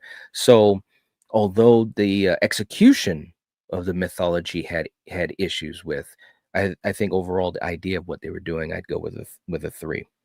Okay. Interesting stuff. Scott saying mythology is a 2. Learning he had a kid of his own was a decent twist, but in the end, showing more of Freddy's backstory just diluted the mystique far too much for my liking. Okay. Freddy's going with a 2.5. All right, 2.5 for the mythology. Let's see. Saying I've seen some people say they wanted Nancy to be Freddy's daughter. That would have been a twist. Ooh, geez. Mm-hmm. That would have been holy No. moly. What's up, Jason? Good to see you. Hope you're doing well. Let's see. Chris saying, I like knowing his background because most films don't go into that, and I prefer Freddy being unique from the rest who practically just kill for the heck of it. Good point. Yeah, that's a good point. Chris saying I'd give the mythology a 4.5. Okay, very cool.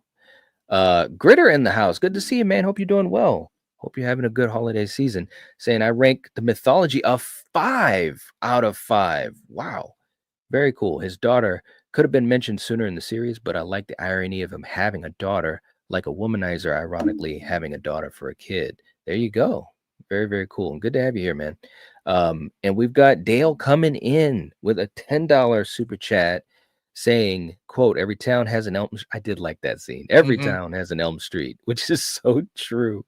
My favorite line in the franchise, it perfectly captures Wes Craven's idea for the mythology theme of the franchise. Elm Street is any street in suburbia. It's perfect. Yeah, that was a good line. And I think it really hit home that idea that, you know, this evil could be projected anywhere, you know, Mm-hmm. and I thought that was really, really cool. Okay, Dale, thank you so much again. Seriously, this is absolutely amazing. Let's do another clip. And you know, Eric, sometimes you might try to act like you're a really tough guy. And I'm not saying you personally, but I'm just saying Mm-hmm. people may try to act like a really tough guy, but when it all hits the fan, this is how they might react, and it might look like this. Help! We got officers down! Now listen!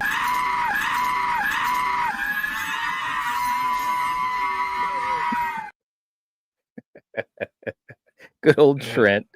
I You hate gotta him so love it. much. I Oh. know. I know. Thank you so much, Dale. We appreciate you. All Mm-hmm. right. Let's go to our next category. We got 2 categories left, possibly, and 4 choices, guys. We've got the Dreamscape, the Kills, the Final Girl, and Freddy Krueger himself. This could literally change the position of this film in the overall ranking. So let's see what we get. I'll be starting off the talking on the category chosen. Oh no. Oh no. Oh no. Oh man. Oh Lord. Good luck, my friend.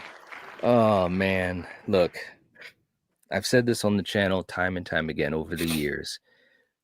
There is no lying at all. The kills in this movie, I just think in general, they were lacking. They were lacking. If we look at, like, let's look at you know, Carlos, you know, I think there was some interesting moments about how that kill was presented. But if we look at John, bro, you know, you said it best, Eric. You know, when you're thinking about like the Roadrunner, Wile E. Coyote, you're you got a parachute, it's being cut by Freddy, and you're falling on the spikes. Now, the way that the kill actually happens, the effect, the practical effect, it was all right. but it was nothing special. You know, it was nothing special when he's basically punctured through his whole torso. You know, I just don't think there was anything special with that. Um, this movie, it's tough, man. I want to give it a higher score, but I just can't. I'm gonna go with a 2. I'm gonna go with a 2.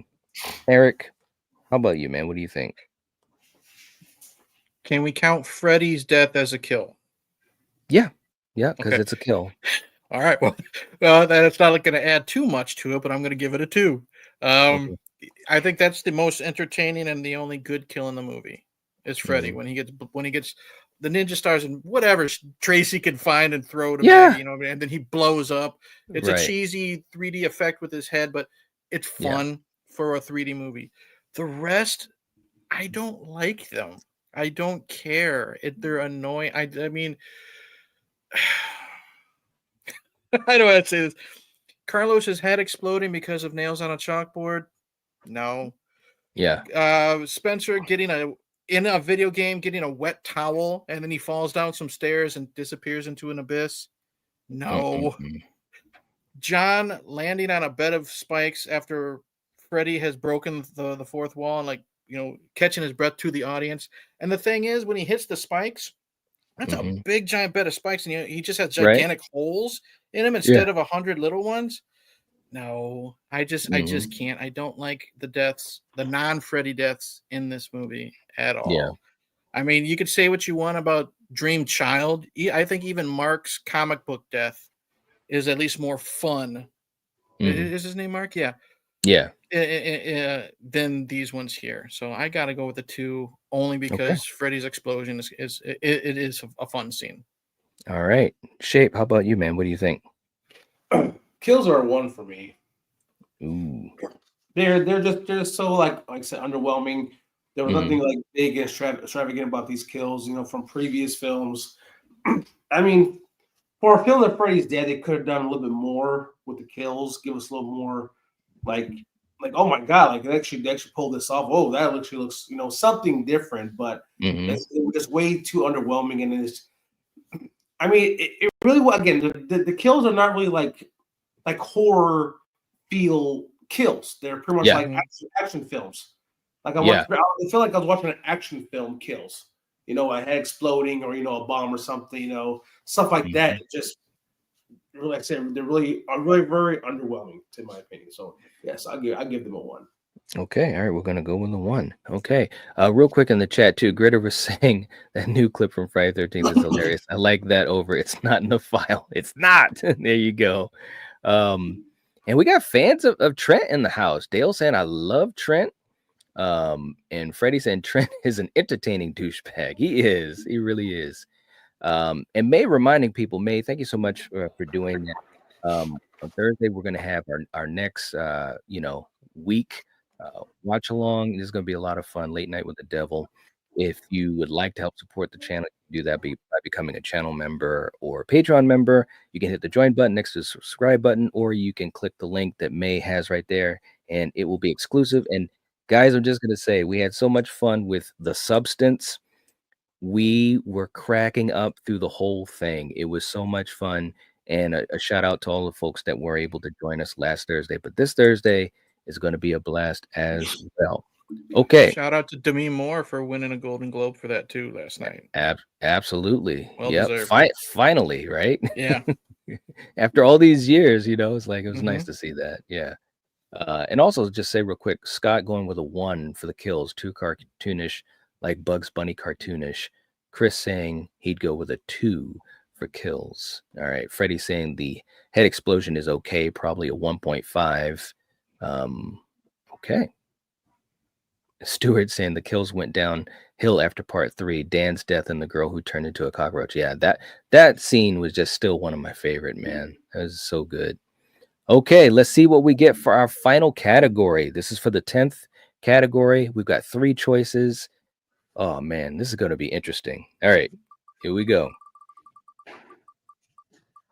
Oh hell, it would oh jeez. God. Oh no, man. All right. We landed on Freddy Krueger. Interesting stuff, man. Shape. Let's start with you. What do you think of Freddy Krueger in this film overall? And what's the score you want to give Freddy 1 to 5? I'll give him a 5. A 5. Wow. No. I mean, in all seriousness, I would give Freddie a 3 in this one, Okay. just because. I mean, again, I do like the comedy version of Freddie, Mm-hmm. but they could have like maybe toned down have the comedy in there, yes, but give it more of a darker, like Freddy type feel of comedy. Mm-hmm. Yeah. To me, he just felt too funny, too like laugh hardy. Basically, like this Freddy, it seems like your crazy funny uncle that comes over and just cracks one-liners all day. Yeah. Pretty much all it is. Mm-hmm. And I mean, there were some funny moments, but again, Freddy just didn't seem very like too serious throughout the whole film. I mean, there was some parts where he was kind of serious, but at the end of the day, he was just too funny, too over the top, and like I said, he just wasn't like he wasn't as scary as he was in previous films, in my opinion. So, I mean, but again, I do like Robert Englund and what he done for the character overall. Mm-hmm. Again, for Freddy's Dead, I'll give him a 3. Okay. All right. Eric, how about you, man? What do you think? This is tough. 2.5. I'm gonna give it a 2.5. I like the pre-burnt Freddy stuff. I do, Mm-hmm. especially when it's not. I do like it when he's younger. I Mm-hmm. love it when it's Robert without the makeup. When he's the married life stuff. Mm-hmm. The problem is it's when he's burnt Freddy and hamming it up. Now Rachel Talalay could have, she's the director. Robert, tone it down a little bit. You know what I mean? Or they could have edited that stuff out. That's right.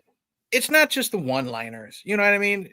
Night, we love Schwarzenegger. That dude's full of one-liners, Commando and Predator. So, that is what it is.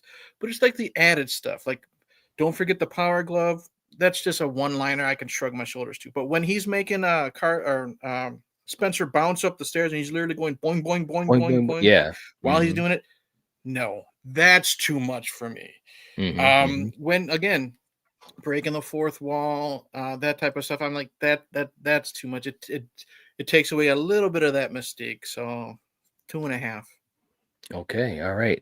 This, and I agree with you guys. This is a tough category to score because I think that there's some good stuff that Robert always does as Freddy, but I also think there are aspects of it that are just cringe, right? And then you kind of well, both of you guys kind of touched upon it.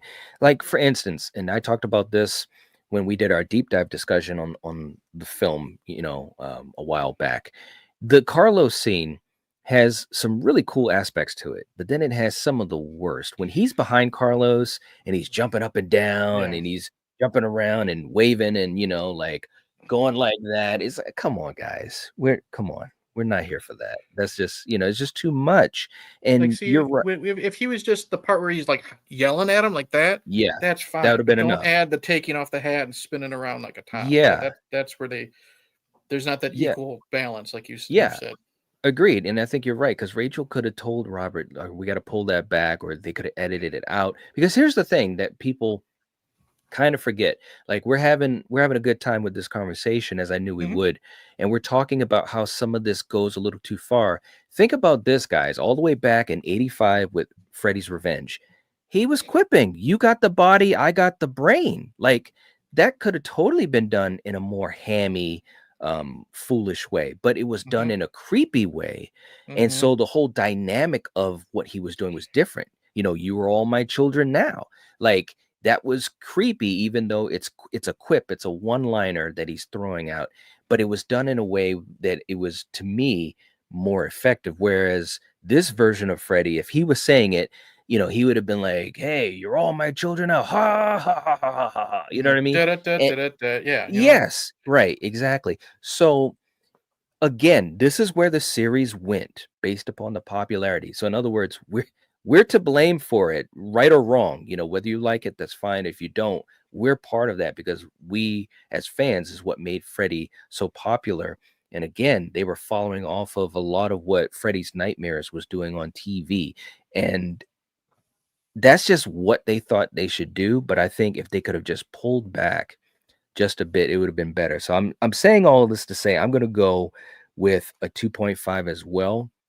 And the only reason it's not lower, you touched upon it too, Eric, is because of his presentation, as far as, you know, the backstory, you know, and kind of having a little bit more of a heaviness to just, you know, offset the goofiness just a little bit. Not enough for sure, but just a little bit. So I'm going to go with a 2.5 as well for Freddy. So, okay, real quick too, just to catch up to the chat. Let's see. JPEG's in the house. What's going on? Saying Deep Star 6 is going to be on 4K. Really? Ooh, that's cool. Very, very cool. I love that. I love that movie. And May say the Substance Watch Party was. It was. You guys were hilarious. Mayanne had a blanket in front of her face. Nice. And again, thank you so much, Mayanne. We had Julie, we had Steven on panel too. It was a fun time, guys. We're going to do the same thing this Thursday night at 9 p.m. Dale coming in with another super chat, man. Dale, seriously, just all I can say is wow. Just wow. Thank you. Saying during Carlos's kill, Freddy pulls a Bugs Bunny and looks directly at the audience. Yes. Yep. Sure does. Deadpool before Deadpool. Meta before New Nightmare. Love that Freddy kills Johnny Depp again. It's cosmic justice that Freddy dies by his kid. That's a cool point too. And definitely meta even before New Nightmare. I think again, I think that it was creative, but it just, you know, that editing, man, it could have been a big difference. It was some fun in it for sure. But yeah, like when he had that, I think maybe the most fun I had with that style of comedy is like when he was with Yaphet Kotto as Doc and talking about first they tried burning me, then that, you know, that is like there's goofiness enough in it, but also like a serious vibe to it where it's like, you know, shit, man, he's pissed off of how people have tried to do away with him, you know, but he's doing it in a way where he's poking fun at himself, cutting off his fingers, you know, which he did in the original. You know, I think that might have been one of the scenes where I think they achieved like a really good balance for me, you know, because he did the same thing in 84 when he's going after Tina. Tina gets away from him and he's like, "Hey, Tina, watch this." And he cuts off his finger. You know, it's goofy, but it's more creepy than goofy. So that scene with Yaphet Kotto, I think, was one of the scenes where it kind of, you know, had a bit more balance. I appreciate it. Okay, Dale, let's do another clip for you because sometimes, Eric, you never know what you know. You like, oh, you never know what you're going to expect, and you never know what's going to happen, and it might sound like this. More teens are having luck rather, finding summer jobs. Là,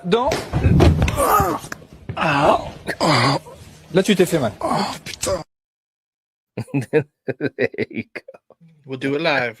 We're doing live. Okay, man. Wow. I'm going to try to catch up to the chat a little bit, but seriously, this has been a lot of fun. Freddy said Freddy is an obvious 0. It can't go lower than a 1, man. No hate on the Looney Tunes or anything. I love the Looney Tunes, but Freddy doesn't need to be like this. Agreed. Let's see. Chris saying Wes Craven made it make sense when he mentions Freddy gotten used to being Freddy in New Nightmare. Absolutely. Yep. Agreed. Dale saying Freddy is great. Robert is given a chance to actually act as Freddy, not just deliver one-liners. Dreams, I Am Forever is delivered with such euphoria by Robert Freddy. Yeah, I think that this was a really cool movie for Robert, you know, to kind of get some of his acting in there, which he's a very effective actor. Let's see, who else? Stuart saying this is like Freddy when he played him in the TV series. Absolutely. Yep. Yeah. No doubt about that. And again, I can understand why they did it, you know. Mhm. Let's see. Rod saying Freddy's marketing and development being aimed towards kids because of the popularity or the character with the younger audiences really hurt the franchise. Yeah, I think it did overall. I think so. Let's see. Who else do we have in here? Scott is giving Freddy a 1. Freddy's supposed to be scary, and nothing about this Freddy was scary. There you go. There you go. And Dale coming in again with another super chat, saying a counterpoint. Could Freddy have actually been scary at this point? 6 movies in 7 years. Freddy was mainstream. I was seeing Freddy dolls and Toys R Us. Yes, there were Mhm. Freddy lunchboxes. There was Freddy. Dude, I remember, and I think I saw this first on Never Sleep Again. There were sleeping pills in Oh, some other country. jeez. In some other country that had the likeness of Freddy on the packaging or whatever, and said something like, he'll help you get us go to sleep or something like that. So Freddy was everywhere. Let me ask this to you guys. Shape, I'm going to start with you. Being that this was the 6th movie, like Dale was saying, was there any way that Freddy could have been scary at this point? I believe he could, because I mean, when you see New Nightmare, and, I mean, in New Nightmare there really wasn't much, like one-liners or like funny moments in there. I mean, there was some, Mm, but it was very dark in New Nightmare. So they could have done that with Freddy's Dead to kind mm, of bring back the, but again, as you guys said, with the TV series and how once Dream Wars came out, and him start have the comedic, funny moments and stuff, and then that's mm, kind of carried on through the franchise. I mean, they could have done it if they wanted to, but again, trying to keep up with the times, and again, with guys with the TV series, they kind of just, I want to, I guess, no, not really. They really couldn't go back, but mm, again, but what they did with New Nightmare and stuff, making them more scary again, they could have done that with this. But again, it's whatever they want to do, and they do what they did. So Well said, Eric. What do you think, real quick? Do you think that he could have been scary at that point with all of the weight of the franchise? No, no, there's no way he could be scary again. New Nightmare was like what 3, 4 years away. Wes had to strip all of that off the character. Right. At this point, I call him MTV Freddy. He's hosting MTV Spring Break. You know what I Right. mean? He's Right. got talking, like pull the string, talking Freddy dolls. He's everywhere, and Hmm. people went to the movie too, and I get it. That's a lot of times we go to these slash movies to see the kills.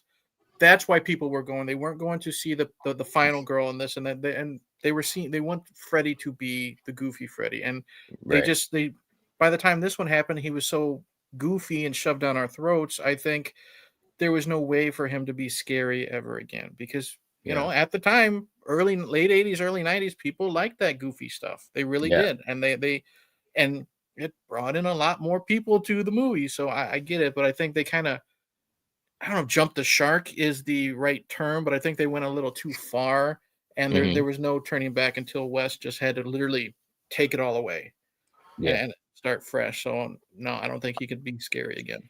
Yeah. I think that you guys made a good point. At that point, they were a victim of their own success, basically, Hmm. and there was really no turning back. And it took this movie to really not hold high favor with fans, that it was like, okay, now we got to just blow this thing up, which is so Hmm. interesting, talking about Wes Craven's New Nightmare, because I'm just going to tease it. There might be something with that coming out in the next day or two about that. And we did cover that in the series. But yeah, it's tough because, like Dale said, you had 6 movies in 7 years. That might Hmm. have been a bigger issue, right?